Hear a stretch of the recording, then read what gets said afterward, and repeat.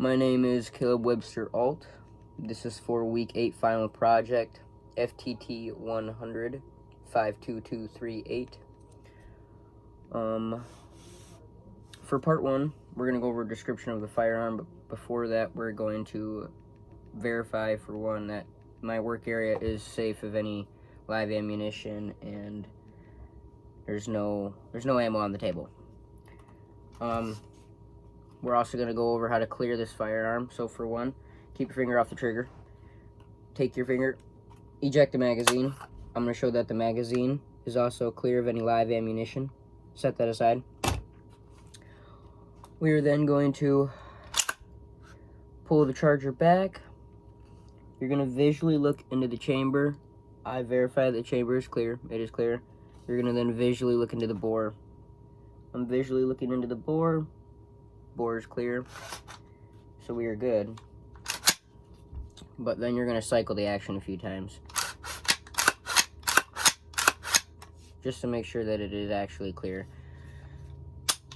And then let that hammer fall and close your dust cover back up. So the firearm is clear, and as you can see, it's just your basic everyday, AR-15 modeled after an A2M16. So let's talk about the description of it. So for the make, it's made by Palmetto State Armory, so PSA. Model is PA-15. The action type is a gas-operated semi-automatic action. The hammer or striker, it is a hammer-fired gun. It's got a single-action trigger. Feeding mechanism is a detachable magazine. So for part 2, let's go over the action type, and I'm going to describe that a little more. And we're also going to go over how the cycle of operations works in this firearm. So, if we were to pretend that the magazine was in the gun, that's how we're going to begin our cycle of operations. So just pretend that the mag is in the gun. But for how a gas-operated semi-automatic firearm functions is the propellant inside the cartridge, when that hammer falls and the firing pin strikes that, the primer, that pressure is being recycled. So as that bullet travels down the barrel, it's going to get back up into this gas tube, and it'll travel back down to the bolt carrying group, and it'll cycle the bolt again. So pretty much that's how a gas-operated semi-automatic action works, is that the propellant / gases from the charge going off is being recycled through a tiny little tube, and that tube leads down to the bolt carrier, and it goes into what's called a gas key, I believe, and that gas key is being forced backwards, which pushes the whole carriage back into this area so that it can cycle another round. So that's gas-operated, but let's go over the cycle of operation. So, like I said, pretend there's a magazine in the chamber, or in the magwell, and there's a round in there. So for me, technically, in my opinion, feeding begins when you charge the handle, and then that magazine has the ability to feed that round up into the chamber in line with the bore. And then feeding ends when chambering begins, and chambering begins when this bolt carrier group rides forward and guides that cartridge into the bore. So that's chambering. Locking happens simultaneously, so it is also locked. So firing is when you'd pull the trigger. So I'm going to pull the trigger, and you're going to hear a distinct click sound. So click, that's firing. Unlocking, so after we fire, it would unlock because the pressure in the chamber has decreased after the bullet has exited the muzzle. It would then recycle that gas back through. It would unlock, cycle back, and then that is unlocking. This is now extracting. While this is happening, you're also going to be going through another phase, which is ejecting. It's going to throw the cartridge out at the same time, simultaneously. And also, while this is happening, it is going to cock the hammer back into the downward position again, ready for you to fire when it goes back forward. So that's simply the cycle of operations and how this works. So let's throw our dust cover back up. So that's part 2. Let's flip the page here. So for part 3, I'm gonna field strip the gun so you can see the main assemblies inside of it. I'm gonna discuss the main components, and I'm also going to show the parts being removed, and we are also going to talk about them, and you're gonna be able to see them up close to the camera. So to begin with that, let's push my book off to the side a little bit.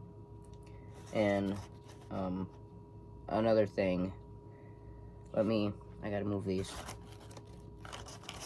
This is all from, these are just dirty Q-tips for me cleaning this gun earlier for this assignment as well.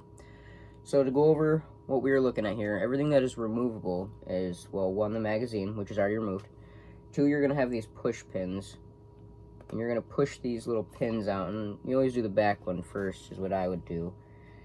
And you push it out enough to where you can get a hold of it, and then just pull it out, and it starts to slide down. So you're gonna let that pivot downwards, and then while that is like that, you can then actuate that charging handle, pull up on this whole bolt carrying group, and it slides out. You can just set that down. And then your charging handle comes out as well. And if you really want to get technical with it, the whole barrel assembly is removable as well. So this is your stock and your lower receiver. Your lower receiver is housing your trigger grouping and your hammer and all that, as well as your mag well. So let's put this aside. Put this right here. Up top, this is just your upper receiver with your barrel. Nothing in here. Took all the guts out, so let's put this aside as well, and we'll talk about what we just took out of it. So this is your charging handle. This is what allows you to manually manipulate the firearm. And then this is your BCG, your bolt carrying group. And your bolt carrying group houses a couple things. So, as you can see, you have your piston. Your piston is inside of here. And you also got this little key part that is removable. These are your locking lugs, you know, the whole 9 yards. But you can take this little cotter pin out thing that slides out, the firing pin, which is that little round silver piece. That whole thing slides out, and then you can take this gas key out by twisting it, rotating it so that it has clearance so that you can pull it out. That then allows you to pull your whole bolt / piston out of the carrier. But that is a bolt carrying group. As you can see, nice and clean and lightly oiled.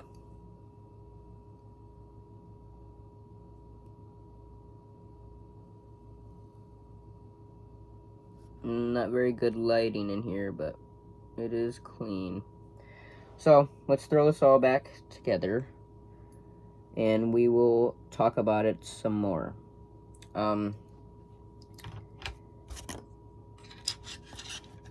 So let me discuss for part 4. It says for part 4, describe your cleaning process, what are your preferred cleaning solutions, and share at least 4 photos of the process. So let me discuss what I did about this portion of the, I gotta do this. Can't see what I'm doing. So first, let's put this all back together.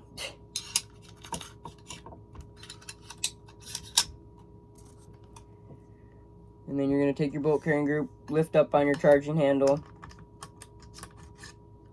pull your piston out so that it makes clearance and it actually goes in. And it should fall right in place, and it should all drop right in.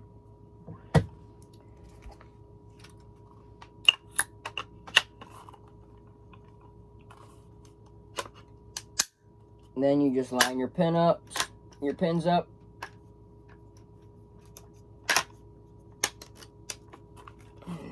Okay.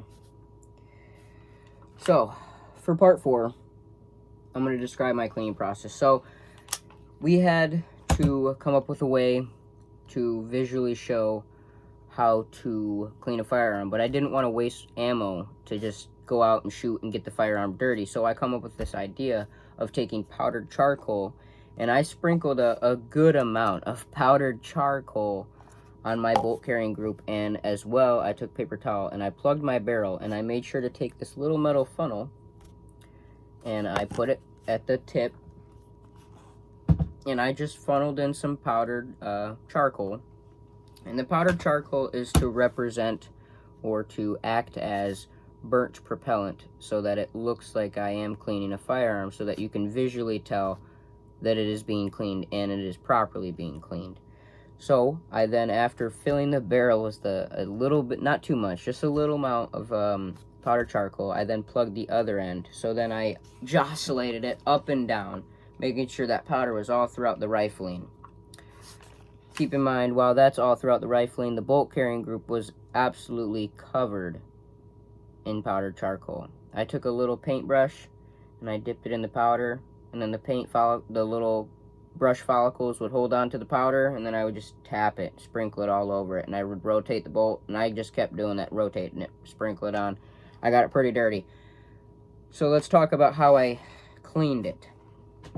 So, for the substances or like chemicals I use, this has been supplied to me. I really do like Carbon Destroyer. It just, I don't know what about it, but it really does eat away at the gunk and the bull crap that's in the gun. So Carbon Destroyer is really good. Things like break-free COP, you know, stuff like that. Ballistol, I honestly would rather Ballistol. This stuff comes out kind of foamy and it gets everywhere, but it does what it's supposed to do. So I use break-free COP, Carbon Destroyer. This is just like a World War II bottle or something for oil, but inside of this is, it's called Lucas oil.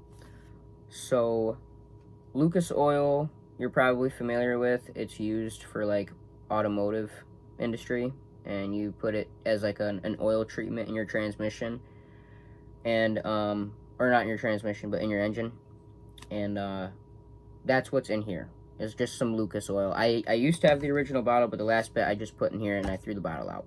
But Lucas oil does make firearm gun oil as well. And in my opinion, it is a pretty good quality. It's got a pretty good viscosity to it, and it really does stick with the gun even when firing, so that when you go to clean it, that fouling doesn't, you know, harden, and it doesn't stick to the walls of the metal of everything. So it's much easier to clean everything off. And that's the color of it. It's Lucas red, just like the same stuff for your vehicle. I'm sure it's not the exact same. I'm sure it's a little different, but this is for firearms, but it's still Lucas red. That's what I prefer. That's what I use. I don't really care. I'll use any oil though. What has also been supplied is this accuracy oil. I do use that occasionally. I used it on my bolt action rifle. So, to go over how I cleaned it, for one, I took the bolt carrier and I kept the bolt carrier, and I really like nylon brushes. Love nylon brushes. Things like, if you can get a whole bag of Q-tips, Q-tips are great, man. You can take a whole thing of Q-tips and you just clean the whole gun. They get in little nooks and crannies. That's what all these are from, you know, great.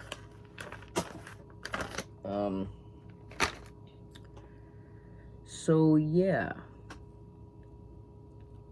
after you viciously scrub the bolt carrying group, you're gonna want to get all parts of it. You're gonna want to get the locking lugs, all of it. I took it all apart. Take everything apart. Take the piston out, all of it, and clean every component very thoroughly, and then wipe it all off. Get all that cleaning solution off of it. When you're putting on break-free CLP, you're going to want it to sit for like 2 minutes, and then you begin the cleaning process, which I did. Carbon Destroyer, I use it as like an instantaneous thing. I just like dabble it on a Q-tip or dabble it on a cleaning patch, and then I use it, you know. This stuff is awesome. It's a very aggressive cleaner. So after you clean the bolt carrying group, take it all apart, properly get all that gunk off of it, clean the surface of it, oil it again, put it all back together. I then like to go onto the barrel. So then I go to the barrel and I took what was supplied in the Otis gun cleaning kit, and I used this.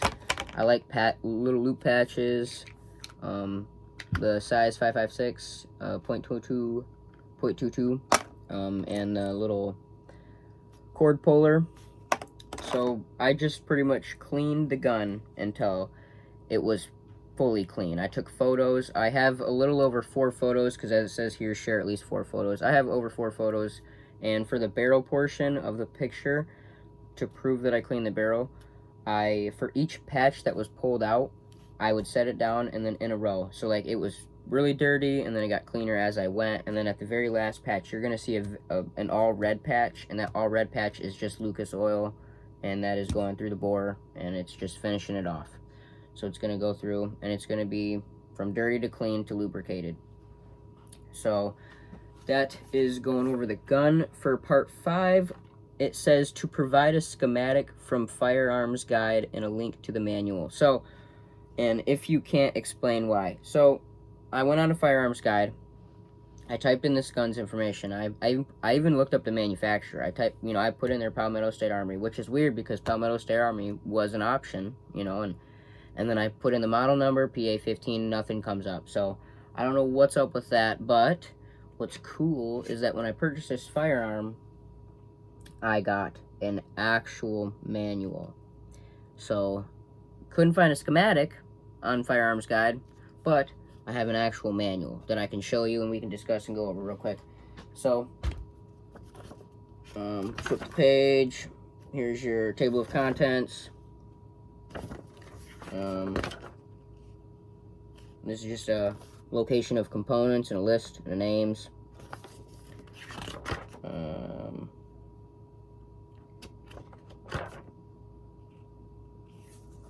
Telling you how to disassemble the firearm for cleaning.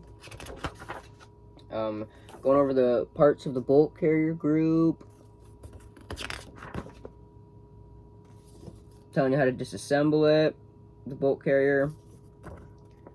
And it also goes over the buffer and action spring disassembly. Everything you would need. Cleaning, loading, principles of operation, troubleshooting, and also a warranty. So that is at least a hard copy manual from when I bought this firearm, PA15. So let's just briefly go over everything. So for part 1, we went over the make, model, action type, system / that was used for the primer to go off, which is its hammer. Description of the trigger feeding mechanism. For part 2, we went over I explained the action type, including a description of the cycle of operations. We went over that.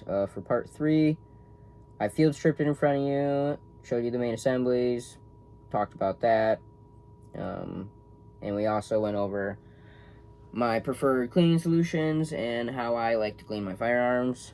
For part 4, we went over how I took a series of photos to properly show that I did clean the firearm. And for part 5, it was asking for a screenshot of the weapon schematic of firearms guide and a link to the owner's manual. For both of those, we already discussed that. Couldn't do it, so I just had some hard copies for myself on standby, I guess. So that is everything that I can provide. Besides this video, I will be attaching all the photos, so that's how the photos will be seen. So yeah, I think that's all. Thank you very much.